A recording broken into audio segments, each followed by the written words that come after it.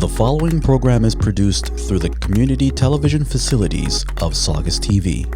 The opinions expressed do not necessarily represent the views of Saugus TV, its staff, board of directors, or underwriters.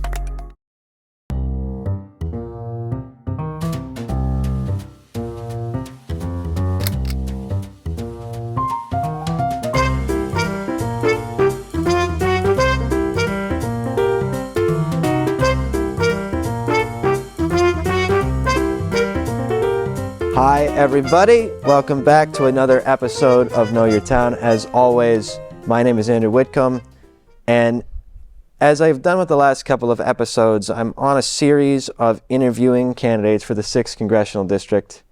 I believe in civic engagement and getting to know elected officials in town and city officials, but also candidates, because one of the candidates will win this seat, likely, and I want the public to get to know them as individuals, as politicians, where they stand on policy issues and what they hope to bring to the district, which is why I am glad to be joined today by, straight from Topsfield, the ever-amazing, ever-eccentric Jamie Belsito. How are you? I'm doing great, Andrew. Thanks for having me here. Thanks for coming down. This is great. I mean, we gave you a tour of the station. Obviously, my mother is my mother. Love Maureen. All right, I'm gonna end up walking home. I got a bunch more of those in the chamber that are gonna cost me later. We'll start with my favorite question, spin on the classic Ted Kennedy. Why do you want to be a congresswoman from the 6th District? I am running for the seat because I truly believe that my expertise and where I am meets the moment. I think you and I could have our own show on how broken Washington is. It has been for some. We could have our own show on how broken anything. There's a lot going on, whether it's the town level, right, town government, and the struggles they're facing, to what the state is facing, to really what our nation's facing. And where I am right now, what I can bring to the district is very unique skill set of having worked in the congressional chambers with elected officials, bringing results home, not just for the district, but for the nation. What was it they say? All politics is local? All politics is local. You've said it. Now, I guess tell us a little bit about the road that led you here, public service-wise. We'll get to your family and your history with the district afterwards, but you were in the State House for a while. That's correct. And I know you've done a lot with different organizations. We'll get to that too. But yeah, how did you find the public service bug, I guess?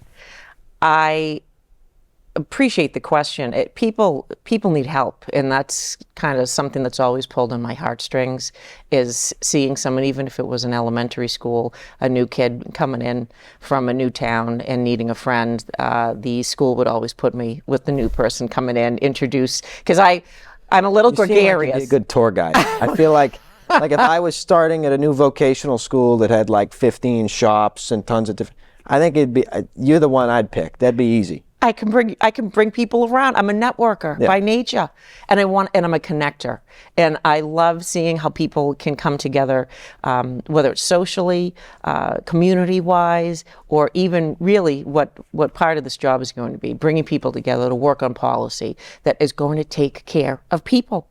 And so, to me, it was an easy transition to say, how can you take relationships that you have and use them for public service and make people's lives better? No, truthfully, you're spot on. And in my opinion, everybody's welcome to vote for who they like. That's just what I'm interviewing every candidate, as you know. That's right. I always say that my favorite part of the Bill of Rights is in the First Amendment, but it's not any of the ones you're thinking of. It's one of the quiet elements of the First Amendment, the right to peaceful assembly. Now, some people take that to mean peaceful protest, and it does. It goes in with petitioning the government and all that. But it's also the right that says that you and I are allowed to sit here or at the coffee shop up the street or in a park and just have a conversation. That's how I would define America, is the right to peaceful assembly. Mm-hmm.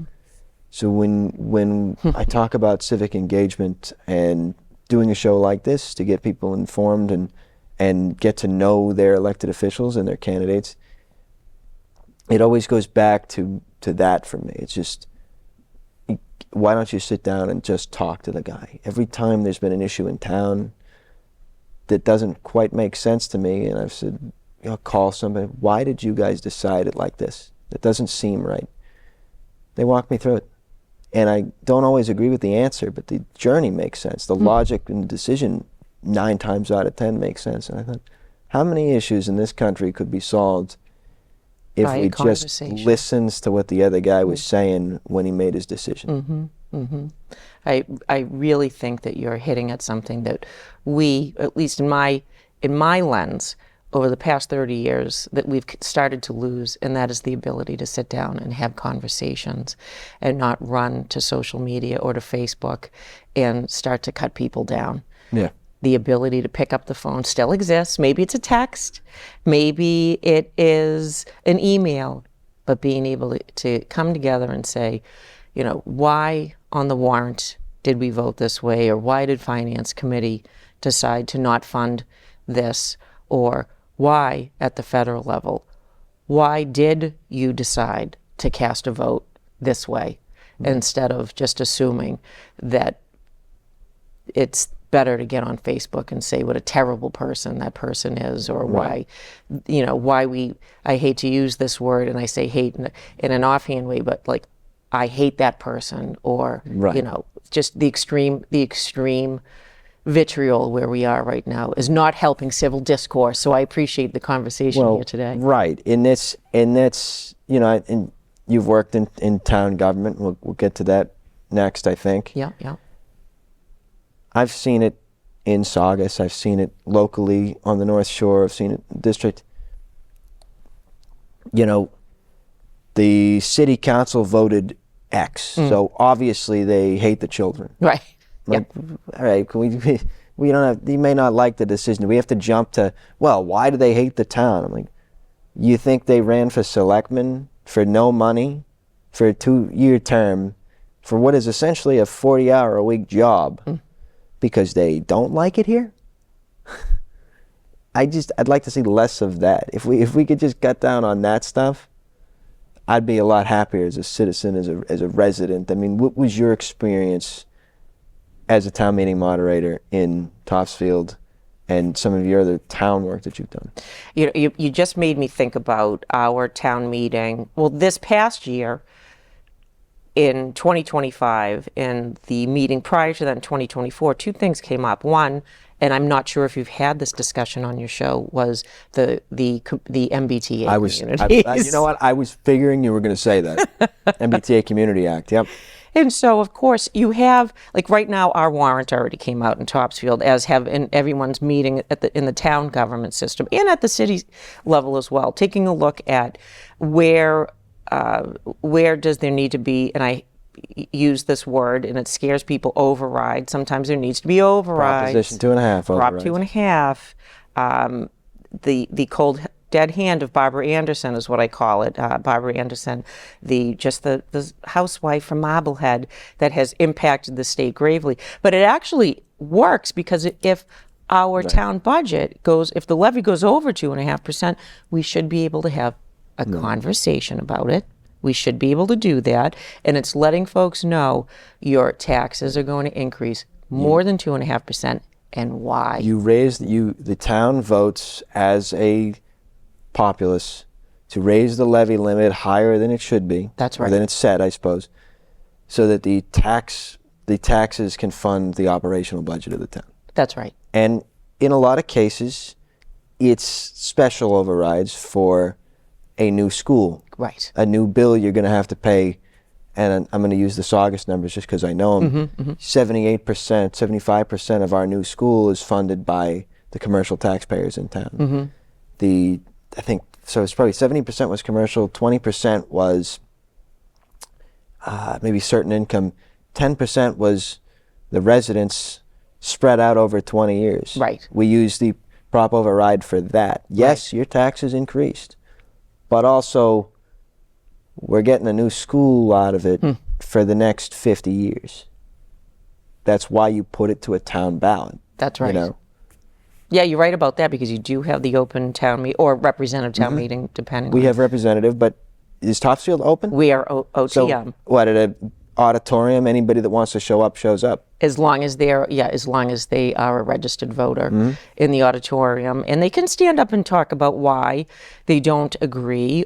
And a lot of times what happens, and I think it goes back to the civil discourse, is that folks aren't so ingratiated in the financial, like the finance committee meetings or the select board meetings or the open warrant meeting. And so they're really seeing just what's on the warrant.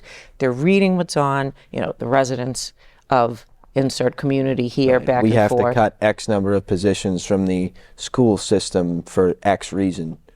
That sort of thing. Yeah, and then they show up and they're mad. And I don't blame them. Right. I don't blame them. I've been that person.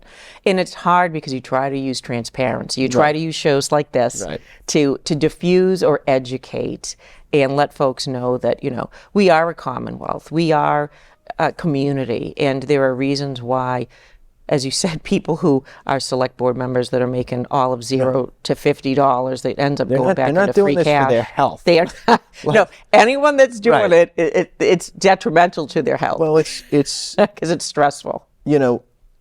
Saugus and every city and town, I imagine, out of the 39, there's not enough money in the school budget. Ever. They want X this, they had to cut this guy, they want add these things. Why does Malden have this when we don't have this? And you get people that run for town meeting, and I encourage anybody that wants to run to run. They run for town meeting and the platform is, we're going to get more money to the school budget. I go, not to be blunt, but it doesn't work that way. You could technically, as a town meeting member, in Saugus at least, you could move a line item. You could take money out of one budget through an amendment at town meeting and put it in another one. But you'd have to figure out who you're going to cut. You'd have to figure out where you're going to get the money from, which account it's going to go in, and technically I think the town manager wouldn't have to actually spend it either. Like, you want to get more money to the school budget, don't start in May at the town meeting with the warrant that's already been closed. That's right. You start in November by going to the school committee meetings, going to the finance committee meetings in the spring and March, and talking to your town meeting representatives and your, the town manager's office and everybody else in between. That's how you advocate. You don't just figure it out on the second Monday in May just because the item, the budget has already come up. Everybody under the sun's already looked at that budget, town manager, the finance director, everybody else.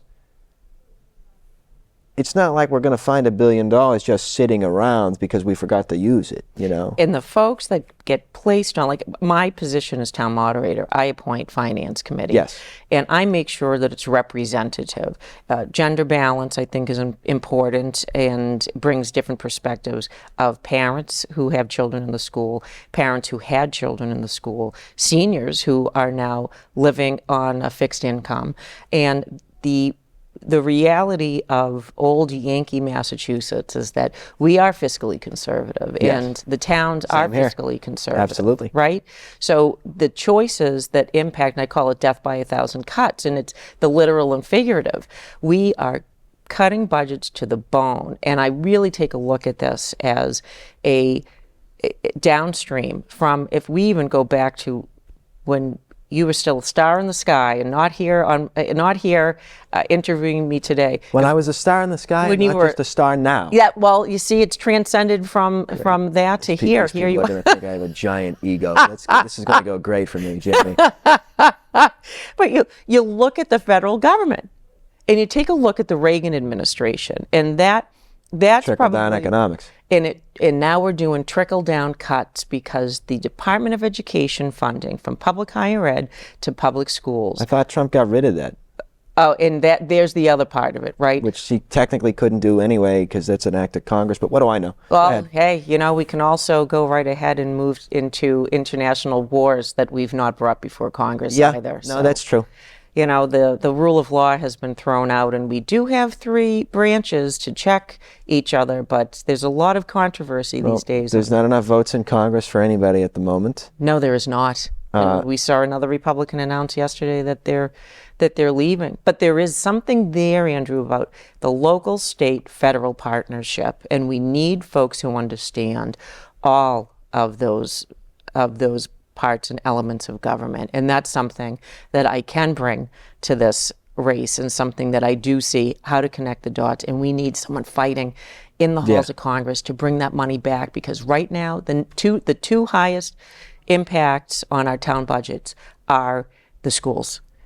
And Wait. Yeah. Now, in the school number, are you figuring in health insurance costs and everything else? That's my second That's exactly one. okay. Because in Saugus, sorry, the school budget is the biggest, but most of it is the health insurance and the retirement costs. That's right. Because that's figured into I think it's figured into the operating budget. Like, it's not the same number the school committee gives to town meeting, because it's counted separately, but it's all still part of it. And if it's on the town health insurance or it's on a different health insurance, but those two, about 60% of the budget for towns is going to be the school system. And those are unfunded mandates, especially with special The education. economy of the town runs through the school system. That- if that's it's a right. good district, if the schools are good, Yes. you're going to get more people to come to the town. That's just how it works. The first thing any home buyer looks at is, are there good schools? And it is a measure of a community, absolutely. And then something that also is out of control are the health care and health insurance costs. And that's something I think that Congress can lean into. I think that we really have to get a handle on how insurance is charging everyday people. I'm definitely in favor of health care for all. Our Medicaid system here in Massachusetts is phenomenal. I've had to use that system several times during Me too. being unemployed. Yeah, and we've talked about this. We Mass talked about Health. it in Hampton. Best insurance I ever had. Well, because it's, but this actually came up on the last episode I did. That was a Democrat senator, in my opinion, one of the most effective. That, whether you like him or not as a person, I would argue that Ted Kennedy was one of the most effective legislators that's ever lived. He was. Who did he make? You'll know this one. This is a good one. Who else is responsible for Mass Health? Who's the name of the other person? Oh, well, I call it Romney Care. There we go. It's Romney Care. Now- I'm so tired of people calling it Obamacare. Remind me again, Jimmy. What political party was Mitt Romney a part of? Best as I remember. Socialist liberal, right? Oh, no, that would be a conservative Republican. Oh, I'm Yes, sorry. yes, that was what you were looking for. Right. You see how I got them mixed up. And I do, Not only yes. was Romney a fiscally conservative Republican, he had a very accomplished background in finance and capital investment and a ton of other stuff before that. That's right, Bain Capital. Right. Somehow he got, what I really liked about the 2012 election was he kind of had to run against Obamacare, which everybody Was his knows idea. Ted Kennedy gave that to Obama. It was a blueprint for Obamacare. That's right. But that's a perfect example of a Democrat, the lion of the Senate, and a pretty staunch Republican from a Democratic state working together to do something for the public. For the people. And it worked. It did. It did. It has not been working for the people as of lately, and we see what happened in this past Congress, where they literally threw the baby out with the bathwater, and saying that people, that states can opt out of Medicare. And we saw Medicare take care of so many people during the pandemic, and it worked, and it really was putting money back where it always should have been. And now we are at a point where even this state is having to question, how are we going to keep people insured? Because it keeps people healthy, it's preventative health care, and it keeps our ERs, which are understaffed because we have a workforce shortage, keeping people from not going to the ER. Go to your doctor's visits, take care of your health. It doesn't matter what your status is, and we can get into immigration, yes or no, up to you, but what we've done here in Massachusetts is a blueprint for success, and we should continue to move that forward. I mean, now motherhood is kind of your wheelhouse. It is. You know, I know you spent quite, and I believe to this day, you're still working very heavily on maternal mental health. Can you tell us a little bit about that organization? Sure. And some of the stuff you've done. Thank you, Andrew, for highlighting that. You know, I always ask a question when I'm in a crowd. Anyone here not born from a mother? And I've never seen one person raise their hand yet. We're all here because of the sacrifice. So Maureen can come and take the hairs off my shoulders anytime before I get... Maureen is a pill, but go ahead. Well, she certainly has a wonderful son, and she is a spitfire. She has a wonderful set of quadruplets. That's right. And your mother and I should have, we'll do the cooking show. You guys should. I was hoping she'd show you the kitchen. Come up with one of those old classic, how many kids do you have? I have 2 girls. Come up with one of those classic, like, mom meals. She used to do the baked mac and cheese. She did an episode for the show. Come up with one of those mom meals, maybe something from your family that would be fun for you two to do together. I would love to do that. And those are the things that can help moms. And when it comes to mental health, the interesting part for me before I ever even considered being a mom is that the discussion on the impact of mental health on pregnancy and postpartum was never discussed, even in the prenatal visits that I had, which I moved back to Massachusetts. I had lived out of the area a little bit. I had commuted to Salem State, so I did not go away to school. Where'd you commute in from? I lived in Reading at the time. You lived in Reading at the time, all right. Because I'm a Reading Memorial High School graduate. Reading to Salem, that must have been a fun bus ride. It was a lot of time on the road, and 114's no picnic, okay, or 128, and it still isn't, and the traffic's worse. So I had gone to Washington, I had gone to New York, and we moved back to have our children, and I found myself having terrible OCD and anxiety issues with my girls. And postpartum? Postpartum. And perinatal, interestingly enough. And the more I started to find out what was going on with me and talking to folks about it, the more I found out that it was more and more people suffering in silence. Yeah. And come to find out, it's the leading cause for maternal mortality in this country, and it's 99% preventable. It's talking about mental health disorders, and folks use substances to mask that, and then they find themselves in a situation. Then they have substance abuse problems. And then you get substance abuse problems, and then you have the children get taken out of your home. And if you're already in the system, if you are a minority, especially that has been in communities that are targeted or underserved, boy, does it start a whole downhill spiral for so many people, and it's egregious for us not to be helping. No,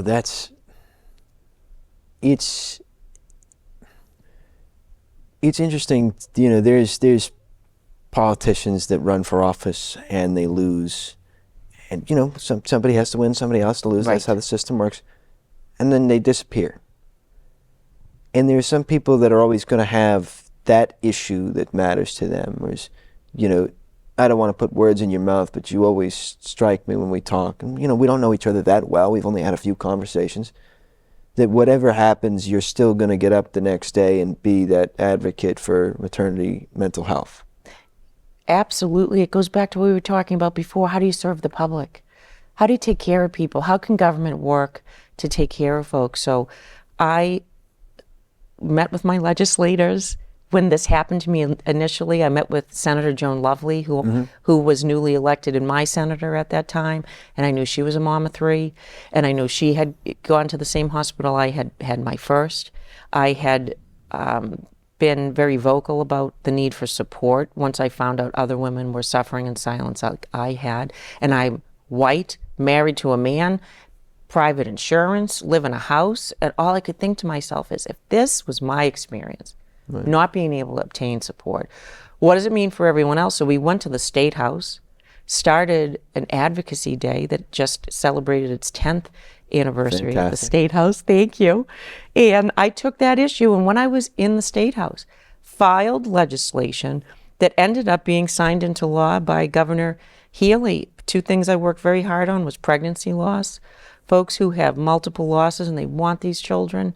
I also, while I was in the State House, was very vocal about the need for reproductive care, for abortion care, as folks like to call it. It is just health care. I had a miscarriage at 3 months, and if I didn't have that health care, I would not have 2 more children right now. And fighting for workforce development and access to mental health care. And those grants just went out of the DPH a couple of weeks ago. That's we incredible. can make government work for people. You know, and that's one of the things you said it. People throw around the word abortion care. There's a lot more to it than just that. Obviously, that's an important element, but there are families that are trying to have children and can't. That's right. For you know, low fertility rate, or perhaps they are, to save the conversation, perhaps they just cannot, for whatever reason or another, cannot have children. That's right. There are options for, you know, in vitro fertilization and things. Some of your, you know, some of those monies, it's all part of that. You can get support from those ends too. That's right. And I often think that gets left out of the conversation, you know. Even for a family that wanted to adopt someone. I know it's all kind of the same bubble, but abortion's the one people shout about. You are so educated on this issue. I really appreciate it, because you're talking about just people's lives, people's families. And if folks have multiple miscarriages or failed IVF or surrogate that doesn't work out, or even adoption, and they want this baby and they love this baby, and they find themselves in a space that they're not able to function at their optimal self, we should be able to help folks, because it's the basis of our societies, our healthy families. Not for nothing, and I'm not going to say which party has been advocating like this, but take a guess. You know, people complain on the news that birth rates are down, which is going to be bad for this country and the workforce 20 years from now. That's right. You know, especially in education and such, when enrollment rates drop, that's very bad for schools, especially research universities and things that rely on that funding for grants and for things. The less traffic you have coming in, the less you can produce going out. That's right. People don't always look at academia like that, but that is, from my perspective, how it works. Right? If you close a bunch of universities that are doing state-of-the-art research, you're right, you're not spending money on those universities. You're also not spending a dime on the research. That's exactly correct. But it's like, birth rates are down, we want people to have more children, but also let's do everything we can to make sure that we don't fund reproductive care at all. It is such an unbelievable point of discussion. And what we see right now with state legislators and state legislatures that have voted to have restrictive abortion care laws, their maternal mortality rates are skyrocketing, because women are going to the hospital miscarrying, and these women are dying in the hospital because the doctors are going, I'm afraid to touch it. That's because right. I might, even though I think I'm helping, and I am helping, it might be a crime. There you go. And we can't. This is where writing laws gets fuzzy. Well, writing laws is always fuzzy. That's the phrase they teach you in law school. They'll ask a question, and the answer is inevitably, it depends. It depends, right? How would the court rule in X situation based on this rule of civil procedure? Well, it depends. And language matters. And that's what they want. They want to see you make that argument for either side and rule at the end if it comes up on an essay question.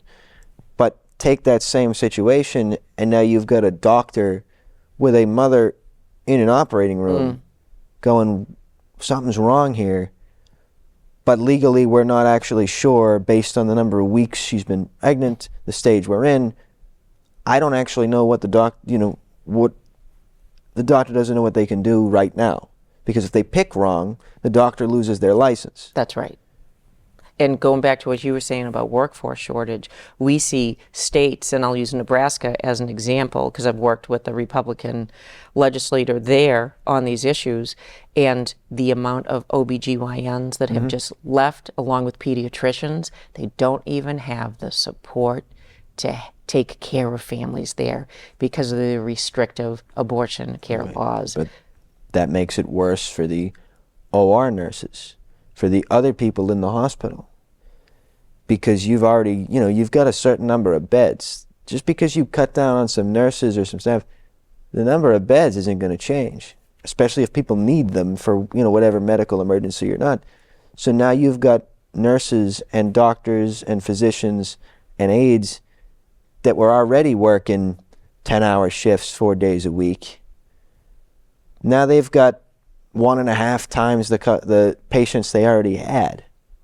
We can do better, and we deserve to have a country that works better, and we deserve to be able to support states like Massachusetts who have great access to health care. And we're watching our federal funding being cut. Going back to even what you were just saying, even MIT, they're taxing endowments so that it's putting the burden on the university so they can't do the research that they want to do. And we here in this Commonwealth are doing things like, solving different cancers, right? Like figuring out how we can get, I'm going to make this up, the PFAS out of the water, which is why we all need to keep going and getting water treatment plants. Whatever the issue is. That's exactly it. And so it's circular and it's affecting us every single day, going back to the point of then it affects our local budgets. Right. And I think before we shift to some lighter material. Tell me about your experiences, both as a town moderator and as a state representative. What did you learn from those, from a sense of personal growth, and also just representing your district? I'll do a quick plug before we conclude on the maternal health piece. So I also created, and we'll be celebrating this May, the first ever Advocacy Day in Capitol Hill on maternal mental health, and worked with the newly elected at that time, Catherine Clark, on a bill. I've never met her. Oh, she's phenomenal. I've heard she's absolutely lovely. You got to get her to come over to Saugus. She's only in Revere. Get her one town over. So the now whip was a new legislator at that time, and she filed a bill based on how we take care of mental health for moms here in Massachusetts. And the office said, Jamie, we know that this is important to you and so many other women, but she's a new legislator. This might not work. And I said, well, the Red Sox beat the Yankees, so I'm not taking that for an answer. And we got it passed into law. Obama signed he signed the bill on December 13th, 2016. And I started a nonprofit maternal mental health leadership alliance on that. And this past week, we were able to get an additional $20 million. We've been getting funding for moms across the United States every year since 2016. And 1-833-TLC-MAMA, 1-833-TLC-MAMA is the 24/7 hotline. You can text or call if people need help. Now, that actually goes to the community, because when you can take materials that the federal government has made available, like 988 or the domestic violence number or the Ryan White AIDS, even though this administration's tried to gut that program as well, and put these... I know Seth Moulton created one of those lines as well. The 988, they took the 1-800 number and consolidated into 988 so that folks can just not have to think of a whole... You're lucky you can think straight when you're having a crisis. It was called 911 for a reason, because the 9 and the 1 were the farthest apart, so you wouldn't accidentally dial the number.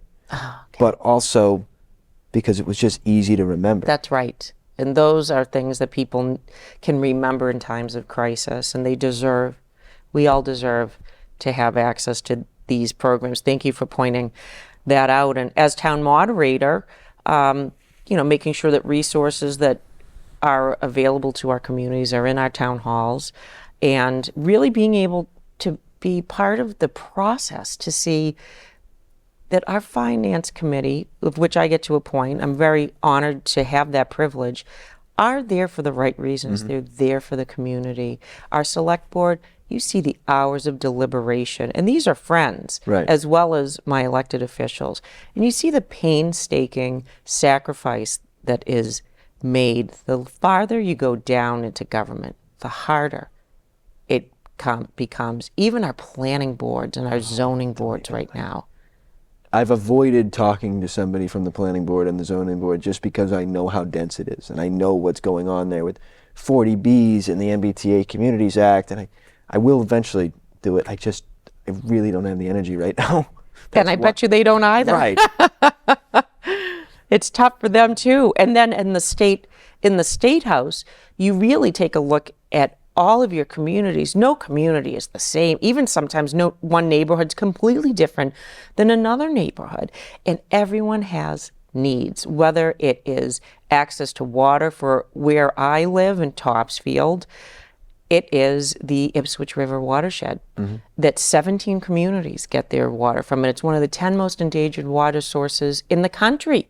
So you need to work with the federal partners to help the importance of what the communities need to have, and that's clean water and breaking down dams and making sure that that is a resource that can be healthy and usable for our communities, that also impacts the MBTA communities, and then taking a look at our coastal communities and what that is for being on Plum Island and the riptides there, or our fishing community. I mean, God bless Gloucester. I was up there this weekend. What a terrible, terrible tragedy. These are folks that it's not the same as police and fire. They want to get up and go to work every day. They want to get up and they want to serve, and it really does put them in the line of danger. And they're feeding our communities, and we have to be there for them. It's the same with the Saugus River. Here, going back to what the communities need, you can see, and then you see how the federal can help. So it really is a continuum of government service. Even with a watershed, especially a water source that people use, DCR, DEP. Yes. Each town has their own conservation commission. Then you get to the state stuff because it's a state water source, but because it's I'm making it up, federally protected land or something. Now the federal government has three agencies that we need to talk to. You're absolutely right. And part of the job of a congressman is getting through all of that. When somebody calls your office, it's because they don't know which office to call. So you have to then turn around, or congressman, turn and call. Listen, I'm having an issue with my insurance company. It's a private insurance company, but I don't know what to do. So then you call the insurance company. You call the state, appeals division of whatever the organization is. Then you might have to connect, and then you got an open case number for this constituent. So this could be an ongoing thing for months. It's not just going to ribbon cuttings. I love that you just said that. None of it is, and it never should be. You have to be there for your communities to celebrate when you have a win, and you want to support small business and having these very important parts of your community. But what I have seen, being involved in these spaces for almost 30 years, is we cannot continue, any elected official cannot continue the patting each other on the back mentality. It really is the federal, and I can start tomorrow to be your next congressperson. I know I can pick up the phone. I know all the state reps. I know all the senators. I know the governor. I know the LG. I know all of my friends across the state whom I served with. I have continually made these relationships with community partners, food banks, our water resource folks, our educators, all of it. You have to be able to say, it's my job to be able to get resources and services to the community level and to the constituent level as much as I can take our voice, bring it to leadership, and bring it to the administration. It goes both ways. Absolutely. Now, I want to pivot a little bit. Do you have any favorite memories, favorite stories from your time in public service in Massachusetts and DC? Do you have any favorite moments? Oh my gosh, this is a fun moment. Please. And fun because I'll tell you why it was funny. So last year, my policy associate, Allison, and I are in Washington a year ago this time. And we had received through Signal, this Signal app. The group chat. Right, the group chat. And it wasn't just Pete Hegseth that was using it, right?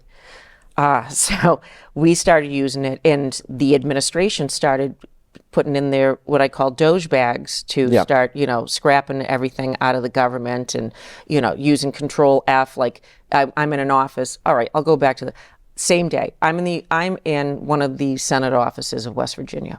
Okay. Who I work with on maternal health because they have substance use, very high substance use disorder rates, teenage pregnancy rates, and just their economy has been whacked, right? We still haven't seen them being able to transition over to energy efficient. They wean them off coal, get them jobs, make them part of the green economy, the 21st century workforce.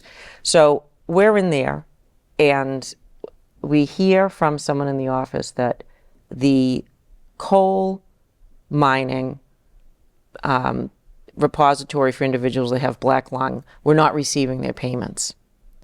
Great. The funding had been cut. Take a guess why the funding had been cut. And it is so simple, it's embarrassing. Is it to save money? The word black was in the fund. It was the Black Lung Fund. And so this is what this administration did. They thought it was DEI. They thought it was DEI. Whoever they charged to cut it didn't read the thing, did they? And they also cut out money for biodiversity for a zoo. Because it said diversity. There you go. That's great. This is what we're dealing with. And so at the same time, going back to the Signal chat, that gives you one example. I receive a copy of a budget with, it was literally a red pen, crossed out notes on it. And all of these programs that we had been working on with, and I'll use this representative's name, Senator Bill Cassidy of Louisiana, who's a doctor, and was the creator of the mental health reform bill that had been passed in 2016. We had done all this work with Louisiana and all the other states on maternal health. Infant mortality skyrocketing, black infant mortality skyrocketing, black maternal mortality skyrocketing. We're doing these programs to reduce this. The administration had took, and this is my favorite as a woman and as a mom, all of these programs for women and babies was under what was called the Office of Chronic Disease. Nice. Good. Because that's what we are. We're a chronic disease. Yeah. We're a big liability to society. Well, if you didn't grow out of Adam's rib, you wouldn't even be here. So you're needless. Thank you, Adam. Needless to say, you're welcome. So thank you for just telling me the straight up truth. I'm very glad, Andrew, you and I can have this very real conversation.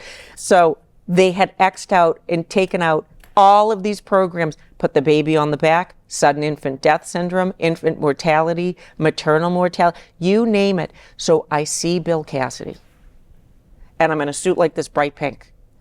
So you can see me down the hall. Yeah. And I've worked with him for Not years. that he couldn't hear you from down the hall. He hears me laughing, and I'm going, Senator Cassidy, and he's got the Secret Service with him because he had voted on you-know-who to be the Secretary of Health and Human Services. Yep. So they see me coming in, and I'm like, it's Jamie Belsito, maternal mental health. Okay, he's like, okay, yeah.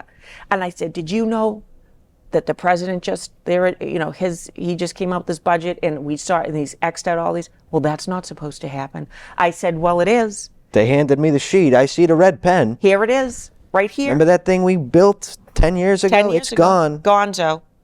And so for the past, until Tuesday of this week or Wednesday when the budget finally got passed, I spent 3 to 4 days a week in D.C. this entire year informing Republicans, every single one of them, appropriations to health, education, labor, and pensions. Susan Collins, getting in her face, hey, did you know you shut down 5 of your maternity hospitals? You went to see Murkowski. Murkowski, Alaska, and all we did was educate and to see that these programs got put back into law, and that the senators explicitly wrote, you will not shut these programs down without 3 days warning, and that these programs got more money than they went from being zeroed out to being fully put back in the budget with more money. That, to me, is a success story. That's incredible. I mean, you've talked about your passions for public policy. That's easy. It's easy to know which your favorite things are.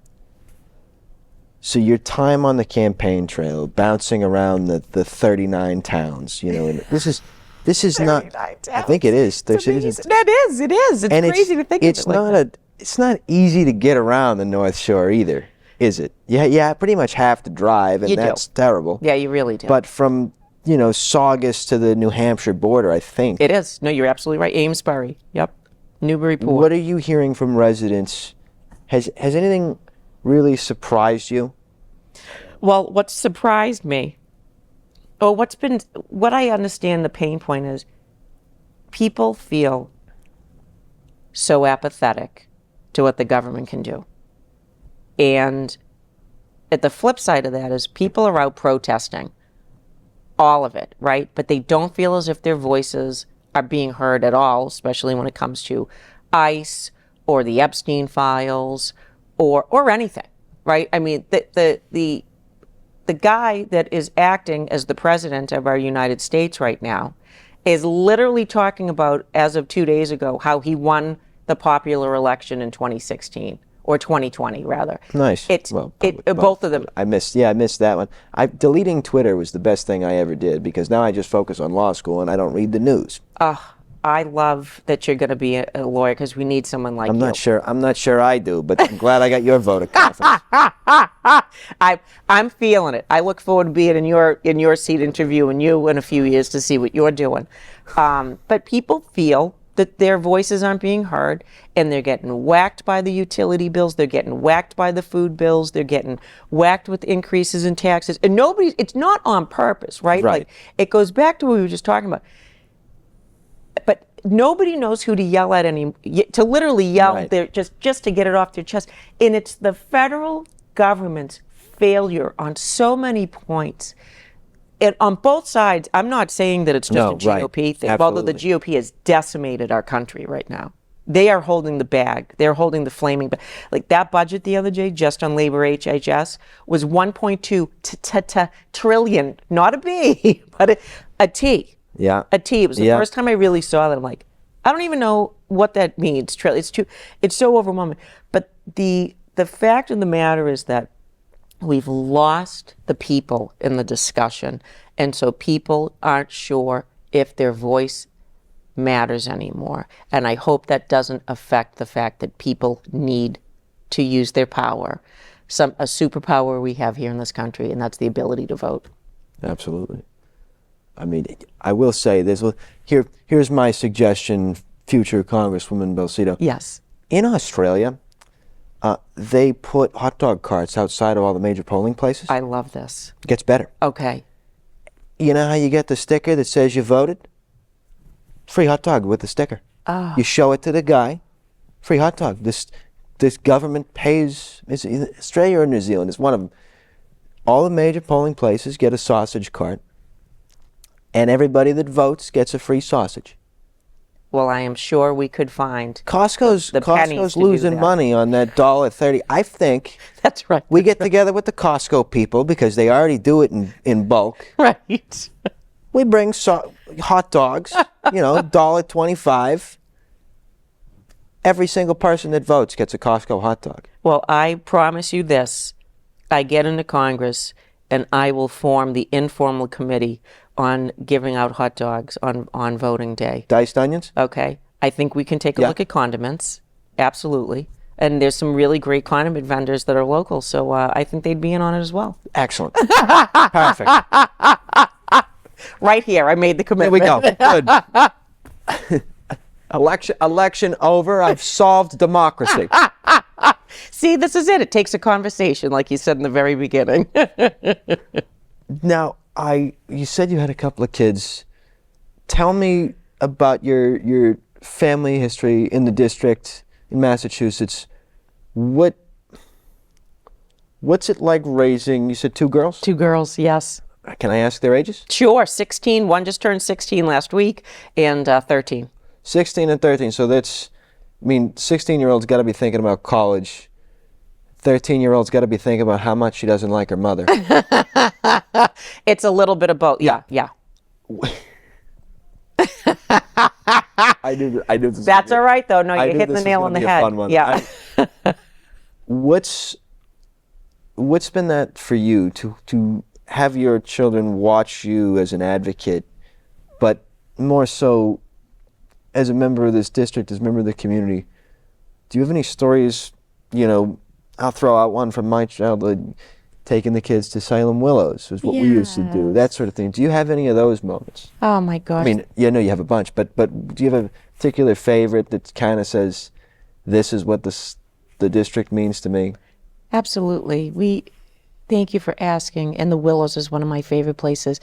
Beverly has their homecoming week in August, Andrew, and they end that week, and I think it's usually like the first weekend in August is the end of it, with fireworks at West Beach. Mm-hmm. But if you go to the Willows, you have the best view of those fireworks. That sounds fantastic. You get the ice cream down the end. Popcorn and the thing. Exactly. See, when I was younger, the chop suey sandwiches were my grandmother's thing, but... That place is gone. I know. Don't remind me. Sorry. It's I don't know what it went in there, but someone bought it. I forget what it is. We'll figure it out. Let's go. Oh my gosh, let's do that. Let's take a trip. Okay. Another thing, because if we're talking about maybe we give out chop suey sandwiches, it's a local thing for voting. We'll have to figure that one out. If we could make it affordable.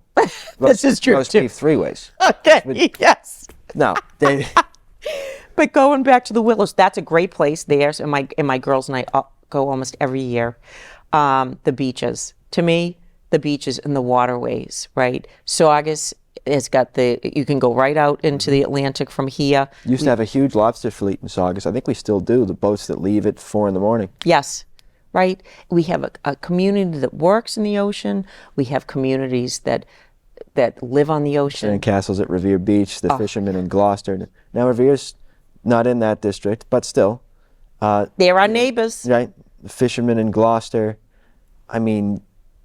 Manchester and Newburyport. Yes. The Topsfield Fair. Yes. Listen, I park those cars on my yard. If you ever anyone needs a parking spot, you can give me a buzz. And those are the memories. And actually, you said Topsfield Fair. We have the oldest agricultural fair in the country. Right. In our district. Some people go just to see you take all the food and you think, I go to see the craftsmanship, the quilts and the paintings. Yes, Not that I'm ever going to buy one, but that's kind of the bees and it's community. Right. The prized pumpkin and the tomatoes. Yes. The Saugus Garden Club, who I said gave me this beautiful. I think they help out with the flower bouquets and stuff there. Yes, they do. There's always students that decorate pumpkins and theme the pumpkins and put them. I go up to see that. It's the best. That's what the district means to me, and by the sound of it, that's what it means to you too.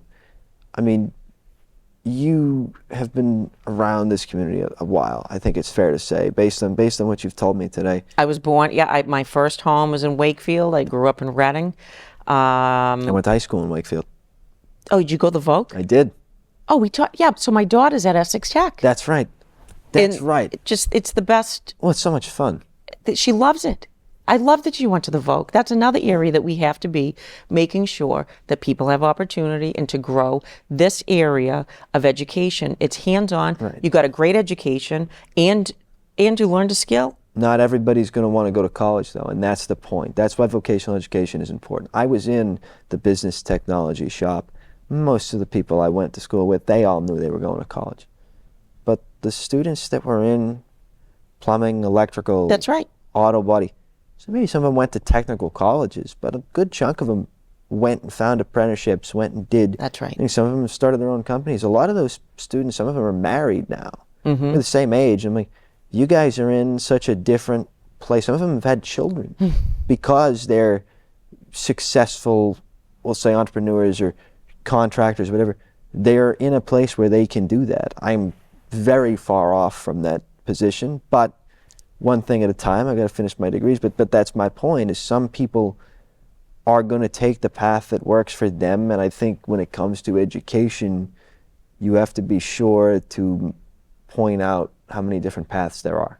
And there are, and that's a pipeline right there for unions, right? And you were even talking about the Topsfield Fair, right? Those are jobs, and that's a living wage. I've worked the fair before. The fair is it shows like a great Broke highlight. my back on that big ass slide, but yeah. Oh my gosh, yeah. That whole thing is Fiesta shows. Yes, absolutely. That's Fiesta shows. But if you talk to Jamie O'Brien at the Topsfield Fair, and then you see how all the farms that come, and like the Massachusetts, I'm going to say this wrong, but like the Farm Association is run out of the Topsfield Fair, and we have so many farmers in our area, and so much going on and these folks have been impacted as well by these government pullbacks, because they were helping feed the schools, and they were involving the kids in the tech, the horticulture and livestock and animal husbandry and whatnot. Like, we have our own ecosystem here in this district that should be supported. And there's nothing like it. There's nothing like it. We live in the most special place in the country, and dare I say the best place in Massachusetts. Oh, easily. I don't even know what's in. Past Worcester, it's like fields and dragons or something. I never go out My cousins live out in West Springfield. There is it's a whole other beautiful part of the state, but boy, is it different. In my mind, this is going to sound like a joke. I promise you it's not. Boston, you get out to Worcester. I know what's between us and them. Between the Basketball Hall of Fame and the Worcester commuter rails, I have no idea what's out there. Well, hopefully you'll be able to take a train from Boston all the way out after there. They've built it, that they've been talking about for 20 years. And next time, I'll keep that in mind next time I walk from North Station to South, because we haven't built that yet. That's right. That's right. We do have to end in a couple of minutes, so I am going to give you, that's your camera right there. Okay. To plug anything you want to plug. Thank you. And give us a little final message about congressional candidate Jamie Belsito. I am so thankful for the opportunity. This has been so much fun. And I will say this, I am a Democrat who gets stuff done, and I get stuff done while I have fun. I really, truly believe that this district needs somebody who understands the pain points. As I had said before, I've lost my job, and I lost my job when I was pregnant, and I've lost my job after that as well. And my husband has had issues as this generation of ours doesn't have solid employment anymore or pension, so we have gone through those very difficult times. I know what that pain point is. I know what it's like to have to worry about paying the mortgage and being on Medicaid. My mom's in senior housing. It's the best housing ever. She deserves to be able to have a safe place to live, as do all of our seniors, and affordability. My dad is a Vietnam vet. He receives his health care from the VA. He deserves to have the best health care. Our veterans deserve to have support. We should be doing everything possible for people who have served this country. My sibling's also a veteran, and these are issues that are incredibly important to me. I grew up here. I'm a product of the public school system. I'm a product of the public university system. It was the best thing I ever did for myself, and I have gotten more out of my career being a graduate of Salem State University. I'm a mom. I have 2 children.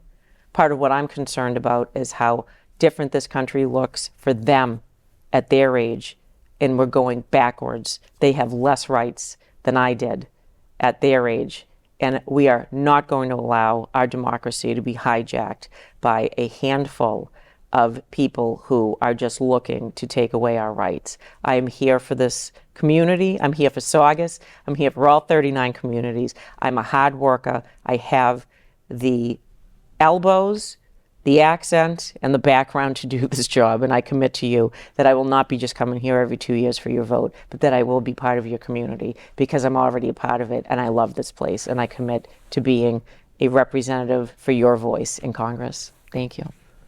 Thank you. Thanks, Andrew. She mentioned she forgot to leave it out. In addition to the backbone, she also has the shoulder pads. That's right. They're back in fashion. Yes, they are. Thank you. On that note, we have to end.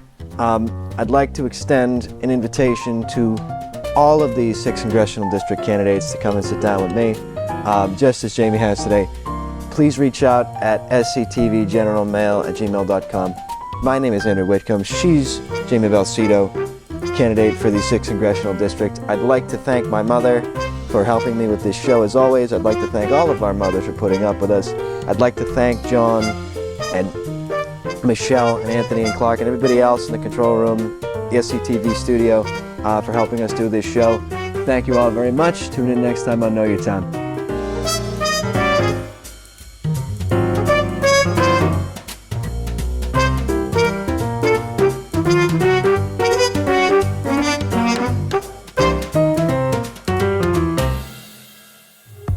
The preceding program was produced through the community television facilities of Saugus TV. The opinions expressed do not necessarily represent the views of Saugus TV, its staff, board of directors, or underwriters.